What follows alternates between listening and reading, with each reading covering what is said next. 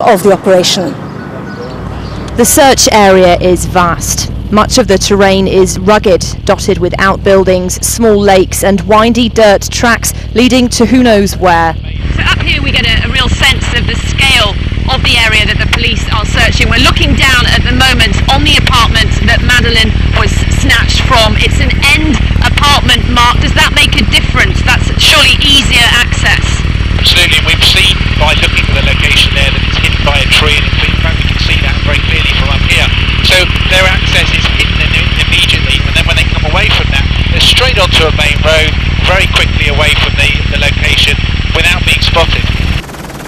Away from the gleaming holiday homes lie derelict buildings. How likely is it that Maddie would be being kept in somewhere like this? Because it's happened so long ago now, we're talking into the 5th day, that's a very long time for her to be alive in a location on her own. And her indication herself, she'd be giving herself away, she'd be screaming, and people would have heard that. So I think if they're looking at locations like this, and sadly it's looking for a body. Getaway by road is one possibility, but Praia da Luz is of course a coastal resort. Being up here gives us a sense of the potential points of exit that Madeleine's abductor could have taken. There were reports yesterday that police were investigating a sighting of a young girl being dragged by a man towards this marina below us. Mark, how likely is it that Madeleine's abductor would have taken her away out of here by boat? Well, exit points are very important, particularly when they're looking for her 5 days on now. And the marina offers an easy access very quickly out to sea. So it is important for them, and actually made very easy because they need to talk to the marine authorities what boats have come in and out of the marina within the last 2 weeks and what boats have left very recently. Another possible exit is via the Spanish border. From Luz it takes around an hour and a half to drive here, and it might be one place you'd expect a strong police presence.